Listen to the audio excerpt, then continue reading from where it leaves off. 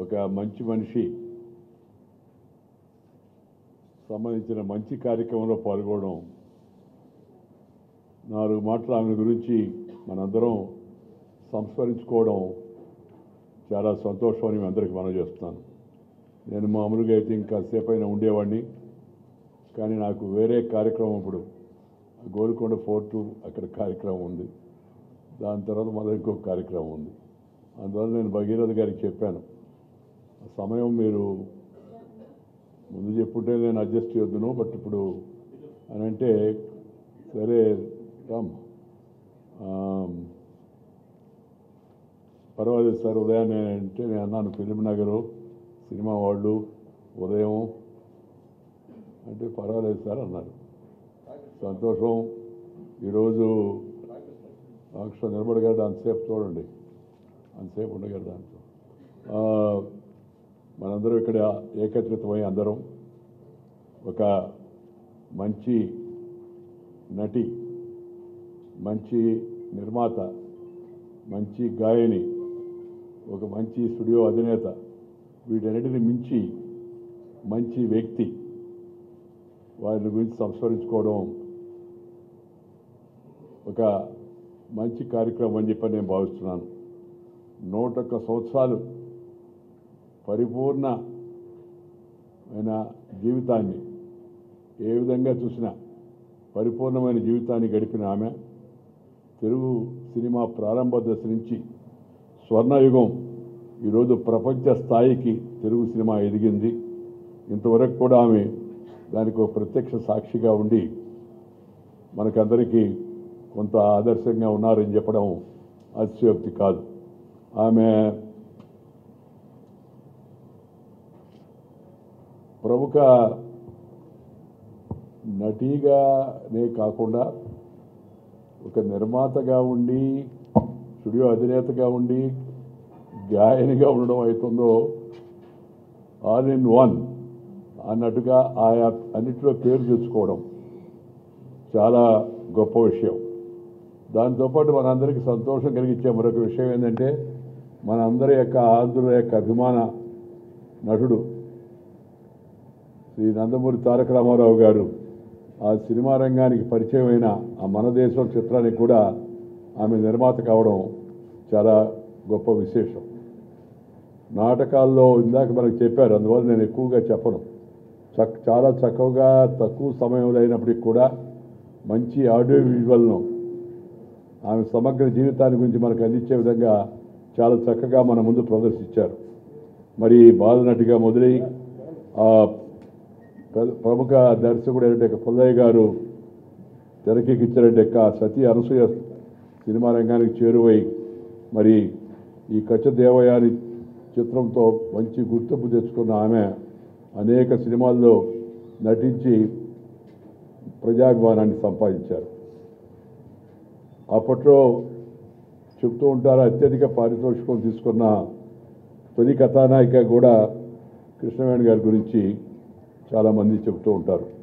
వారి నటన అత్యద్భుతం, వారి డైలాగ్స్ చెప్పే విధానం అలానే చూస్తూ ఉండిపోవాలనిపిస్తుంది. సినీ రంగంలో వారు అందించిన సేవలకు రఘుపతి వెంకయ్య గారి అవార్డు ఇవ్వడం కూడా సముచితంగా ఉంది.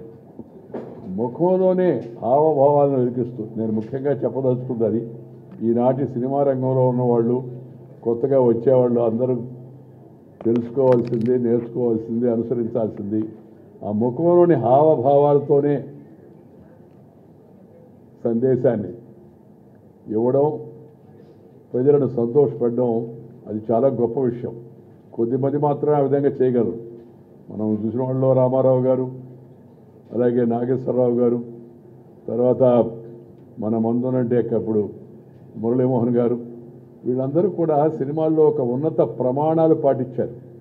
అందుకని నాకు కృష్ణవేణి గారిని నేను వ్యక్తిగతంగా కలిశాను. జమున గారికి అవార్డు ఇస్తున్నప్పుడు ఆ కార్యక్రమానికి తప్పనిసరిగా రావాలని జమున గారు నన్ను కోరితే అప్పుడు ఆమెను కలుసుకునేందుకు అవకాశం లభించింది. ఆ తర్వాత మన విజయవాడలో వారి ఆఖరి సభలో కూడా పాల్గొనేందుకు అవకాశం కూడా లభించింది. ఉన్నత ప్రమాణాలు, సంస్కారవంతమైన యొక్క నటన దాంతోపాటు మంచి పాటలు శ్రావ్యమైన, అదేవిధంగా వాటి ద్వారా కూడా మంచి సందేశం, మానసిక ఉల్లాసం కలిగించే విధంగా నటించడం అవుతుందో అది చాలా గొప్ప విషయం. నేటి నటులు తెలుసుకోవాల్సిన విషయం అది. ఇప్పుడు సినిమాలో చూస్తున్నాను, నేను మామూలుగా ఎప్పుడు చెప్తూ ఉంటాను, అప్పుడు సినిమాలో తాకకుండానే శృంగారం పలికిచ్చేవాళ్ళు. ఇప్పుడు తాకినా పీకినా గోకినా మనకు ఆ భావన కలగడం లేదు. సినిమా ఎందుకు కదా తయారైపోయింది, ఈ పరిస్థితి మనం ఎందుకు ఎడుతున్నాం? తర్వాత సంభాషణలు సంతోషకరంగా శ్రావ్యంగా ఉండేవి. ఇప్పుడు సంభాషణలు డబుల్ మీనింగ్ పెడితే కానీ, పరుచూరు సోదరులు కూడా ఉన్నారు ఇక్కడ, వారు మంచి రచయితలు అనుకోండి. ఇప్పుడు కొత్తగా రచనలు చేసేవాళ్ళకి నా సలహా ఏంటంటే డబుల్ మీనింగ్ పెట్టబడలేదు, మామూలు మీనింగ్ వచ్చి అసలు మీనింగ్ ఉండేట్టుగా చూడండి చాలు, ఒక అర్థం ఉండేట్టుగా. ఇప్పుడు డబుల్ మీనింగ్ పెట్టి వ్యంగ్యమైనట్టు పదజాలాన్ని ఉపయోగించి, వ్యంగ్యం జీవితంలో ఒక భాగం, నేను కాదన్ను, కానీ వ్యంగ్యం మరీ మితిమీరితే ఏమవుతుందో కూడా మనందరికీ తెలుసు. ఆ తర్వాత బూతు మాటలు వాడితే కానీ జనం హర్షించరు అని ఒక తప్పుడు అభిప్రాయం జనంలో కలిగిపోయింది. నేనేమంటున్నానంటే దానికి ఆ మధ్య వచ్చిన సీతారామయ్య గారి మనవరాలు, లేకపోతే రామోజీరావు గారు నిర్మించినట్టు అనేక సినిమాలు, ఇంకా పాతాళ భైరవి, పాత రోజులు పోతే గుండమ్మ కథ, ఇలాంటి సినిమాలు మిస్ అమ్మా,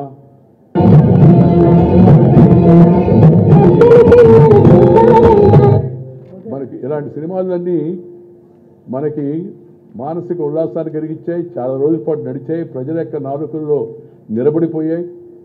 ఈ తరం కూడా ఇంకా చెప్పుకుంటున్నారు నటన, సంభాషణ, ఆ తర్వాత దాంట్లో ఉండే వైదుష్యము, దాంతోపాటు ఇందిచ్చే సందేశం, ఇవన్నీ కలిస్తే మంచి సినిమా అవుతుంది. అలాంటి మంచి సినిమాలో నటించిన మంచి నటిని గురించి, మంచి సినిమా నిర్మించిన, మంచి పాటలు పాడిన ఒక గాయని గురించి మనం ఇవాళ స్మరించుకుంటున్నాం. అందుకని యువతరం ఈ పద్ధతులను గుర్తుంచుకోవాలని చెప్పి నేను కోరుతూ ఉన్నాను. ఈ ముఖంలో హావభావాలు పలికిస్తూ జనాన్ని సంతోషపరిచే విధానం అవుతుందో అది చాలా ముఖ్యం. సినిమా అంటే కేవలం వ్యాపారం కాదు, అది ఒక కళాత్మక సందేశం. సినిమా అంటే ప్రజలకు ఒక మంచి విషయాన్ని తెలియజేయడం. పాత రోజుల్లో కూడా విలన్లు ఉండేవాళ్ళు, ఫైటింగ్ ఉండేది, విలన్ కొద్దిగా ఊగినట్టుగా ఊగేవాడు, ఆఖరణ విలనం అంతమయ్యేవాడు, లేకపోతే తగిన గుణపాఠం అయ్యేది, రాజమండ్రి సెంట్రల్ జైలుకు వెళ్ళేవాడు. ఇప్పుడు అట్ట కాదు, విలన్ నెగటివ్ క్యారెక్టర్ హీరో చేస్తున్నారు, చాలా తప్పు. నటన బాగా చేయడం వేరు, కానీ క్యారెక్టరైజేషను స్మగ్లర్లనో, దేశద్రోహులనో, లేకపోతే సమాజంలో ఉండే తప్పుడు విధానాలు పాటించేవాళ్ళనో మనం హీరోయిజం అనిపించకూడదు, చేయకూడదు. అలాంటి ఆదర్శాన్ని పిల్లల ముందు పెట్టకూడదు. మంచిగా ప్రమాణాలు పాటించాలి, మంచి కథా సంవిధానం దానికి ఉండాలి, దాంతోపాటు మంచి నటులను ఎంపిక చేసుకోవాలి. ఇప్పుడు పిలిస్తే మనకి రామారావు గారు, నాగేశ్వరరావు గారు రారు కదా. ఇప్పటికీ మన మురళీమోహన్ గారు ఇంకా యువ నటుడుగా కనిపిస్తున్నాడు మనం చూస్తూ ఉంటే. ఆయన చూసి కూడా మనం నేర్చుకోవాల్సి ఉంది. శరీరాన్ని కాపాడుకోవడం, ప్రతిష్టను కాపాడుకోవడం, అది మన చేతిలో ఉండే పని. దీన్ని యువ నటులు ఇలాంటి వాళ్ళ యొక్క జీవితాల్లో నుంచి తెలుసుకొని తమ జీవితాన్ని సరిదిద్దుకోవాలని చెప్పి నేను మనవి చేస్తున్నా.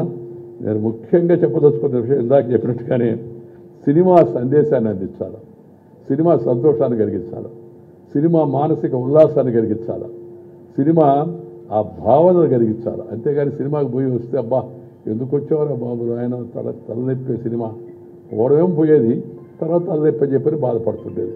ఆ పరిస్థితి ఆగుడు. జుగుప్సాకరమైన అశ్లీలమైన పదజాలాలు కానీ సన్నివేశాలు కానీ సినిమాలో ఉండకూడదు. శృంగారాన్ని ఇంకా బాగా పండించవచ్చు. రామారావు గారు ఎన్ని సినిమాల్లో శృంగారమైన నటన మనకు అందించారు, మనకు చూపించారు. కానీ జుగుప్సాకరంగా లేదు, అది అశ్లీలంగా లేదు. అలాంటి పద్ధతిని అందరూ పాటించే ప్రయత్నం చేయాలా. వెగటు కలిగించే ఏదైనా తినాలంటే రుచిగా ఉండాలి, తీయగా ఉండాలి. మరీ వెగటు కలిగించింది అనుకోండి, వెగటేసిందబ్బా అని అంటారు మామూలుగా. వెగటు కలిగించే సన్నివేశాలు, ద్వంద్వార్థాలు ఉండేట సంభాషణలు ఇవి లేకుండా చూసుకోవడం మంచిది. అవి లేకపోయినా సినిమా విజయవంతం అవుతుందని చెప్పని సందర్భంగా మనవి చేస్తూ, అలాగే హాస్యం కూడా, హాస్యం జీవితానికి చాలా అవసరం. కొంత హాస్యం జీవితంలో ఉండాలి మామూలుగా. నేను మాట్లాడుతూ కూడా చెప్తూ ఉంటాను మామూలుగా. ఎందుకంటే హాస్యం లేకపోతే అది పరిపూర్ణం కాదు, లైట్గా ఉండాలి కాస్త. కొంత మనం మాట్లాడే మాటల్లో గంభీరత్వము, సందేశంలో ఔన్నత్యము, సంస్కారవంతుడి వ్యవహారం, వీటన్నిటితో పాటు కాస్త జనాన్ని లాలించాలంటే దానికి కొంత హాస్యం కూడా అవసరం. కానీ ఆ హాస్యం కూడా వెగటు పుట్టించేదిగా ఉండకూడదు. నేను ఎవరినో దృష్టిలో పెట్టుకొని ఈ మాట చెప్పడం లేదు. నటులుగా కూడా, హాస్య నటులుగా ఉండేవాడు కూడా చక్కని హావభావాలతో, చక్కని సంభాషణలతో, మంచి అర్థాన్ని కలిగించే వీటితో జనాన్ని సంతోషపెట్టవచ్చు, మంచిగా ఆశీర్వదించుకోవచ్చు. నేను మామూలుగా ఈ చిన్న పల్లెటూరులో పుట్టి రైతు కుటుంబంలో ఉండి రాజ్యాంగం ఉన్నత పదవి దాకా వెళ్ళాను. వెళితే నేను కూడా జీవితంలో మాట్లాడేటప్పుడు కాస్త లైట్గా ఉండేట్టుగా, ఎందుకంటే ఆ రోజుకి ఈ రోజుకి పరిస్థితి మారింది. ఇంతకు ముందులాగా నేను ఇప్పుడు గంభీరంగా 1 గంట 2 గంటల ఉపన్యాసం ఇస్తా ఉంటే వినేవాళ్ళు తగ్గిపోయారు. అటెన్షన్ స్పాన్ అంటారు దాన్ని, అది కూడా బాగా తగ్గిపోయింది. అటెన్షన్ స్పాన్ కూడా తగ్గిపోయింది. దాన్ని దృష్టిలో పెట్టుకొని ఉన్న సమయంలో మంచి సందేశాన్ని ఇవ్వాలా ఎవరైనా కూడా. అందుకని గ్రామర్ అవసరం, హ్యూమర్ అవసరం. ఇది కూడా సినిమాల్లో ఉంటే అప్పుడు ఆ సినిమా మంచిగా ముందుకు వెళుతుంది, జనాన్ని సంతోషపెడుతుంది. ఈ సందర్భంగా ఎక్కువగా ప్రసంగం చేయకుండా వారి ఆత్మకు శాంతి కలగాలని, సద్గతులు తప్పనిసరిగా వారికి భగవంతుడు ప్రాప్తింపజేయాలని, తర్వాత వారిని ఆదర్శంగా తీసుకొని నేటి తరం నిర్మాత కావచ్చు, లేకపోతే నటి కావచ్చు, లేకపోతే గాయని కావచ్చు, లేకపోతే ఇంకా ఇతరత్ర పాత్రలు నిర్వహించే వాళ్ళందరూ కూడా అలాంటి ఉన్నతమైన సంస్కారవంతమైన విధానాన్ని ముందుకు తీసుకెళ్లే ప్రయత్నం చేయాలని చెప్పి నేను కోరుకుంటూ, నాకు ఈ అవకాశం కల్పించినందుకు ధన్యవాదాలు తెలియజేస్తూ, నేను ముందుగా చెప్పినట్టుగా నేను మిగతా వాళ్ళందరూ ఉన్నారు, వాళ్ళు మాట్లాడేంత వరకు ఉండలేను. నేను గోల్కొండ వరకు వెళ్లాల్సి ఉంది కాబట్టి మీ దగ్గర సెలవు తీసుకుని నమస్కారం. జై హింద్.